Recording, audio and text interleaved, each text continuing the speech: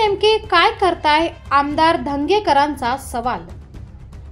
काल कोथरूडमध्ये काही युवकांनी बेदम मारहाण केली, परंतु आरोपींना वाचवण्यासाठी काही राजकीय नेत्यांनी पोलीस स्टेशनला फोन केले। त्यानंतर पोलिसांनी बघ्याची भूमिका घेतली। शेवटी पोलीस आयुक्तांना फोन केल्यानंतर गुन्हा दाखल झाला। राजकीय नेत्यांच्या फोनमुळे या गुन्हेगारांना मस्ती आली आहे। शास्त्रीनगरच्या चौकात महिला दिनाच्या दिवशी श्रीमंतांच्या पोरांनी महिलांसमोर लघुशंका केली। ही मुले दारू पिऊन कुठून आली या सगळ्या बाबतची माहिती बाहेर काढली पाहिजे। काल मोमीनपुरामध्ये देखील मारहाण झाली। ज्या व्यक्तीने मारहाण केली त्याला पोलिसांनी पोलीस स्टेशनमध्ये बसायला खुर्ची दिली। ज्याने मार खाल्ला त्याला बाहेर काढलं। त्यामुळे पुण्याचे पोलीस नेमके करताय काय असा संताप्त सवाल आमदार रवींद्र धंगेकर यांनी उपस्थित केलाय। काल कोथरूडमध्ये ज्या युवकांना मारहाण केली आणि त्यांच्या नाकाचं हाड तुटून सुद्धा बरगडीला मार लागून सुद्धा पोलिसांनी कुठलीही कारवाई करताना दिसली नाही आणि त्याच्यामध्ये राजकीय नेत्यांचे फोन पोलीस स्टेशनला वाजत होते आणि वाजल्यानंतर पोलीस बघ्याची भूमिका त्या ठिकाणी घेत होते। काल पोलीस आयुक्तांशी बोलणं झाल्यानंतर पोलीस आयुक्तांनी आदेश दिले आणि संबंधित लोकांवर रात्री गुन्हा दाखल केला। म्हणजे पोलीस कोणाची वाट बघतात, कोणाचे फोन येतात ह्याची चौकशी न करता ज्याच्यावर अन्याय झाला त्याला कुठेही न्याय मिळताना दिसत नाही आणि ज्यांनी फोन केले त्यामुळे हे सगळे गुन्हेगार लोक मस्तीत आलेत आणि सर्वसामान्य लोकांना रस्त्याने जाताना लोकांना सुद्धा मारहाण करतात। अशी या पुण्यनगरीची परिस्थिती झाली। तसंच त्या शास्त्रीनगर चौकामध्ये BMW गाडीमध्ये श्रीमंताचं पोरगं उतरत आहे।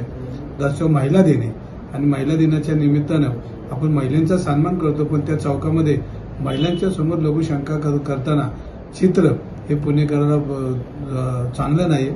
ज्या महात्मा ज्योतिबा फुले सावित्रीबाई फुलेंनी या पुण्याची उंची एका जगामध्ये नेली, त्या पुण्याच्या महिलांच्या दिनानिमित्त अशा पद्धतीने वागणाऱ्या लोकांना शासनाने कडक कायदा केला पाहिजे। ही मुलं दारू पिऊन कुठून आली, कुठली गाडी चालवली, कुठून आली याची सविस्तर माहिती घेऊन संबंधित लोकांवर यांनी गुन्हा दाखल केला पाहिजे। कालच मोमीनपुरामध्ये एका हातगाडी व्यावसायिकाला तिथल्या गुन्हेगारांनी मारहाण केली।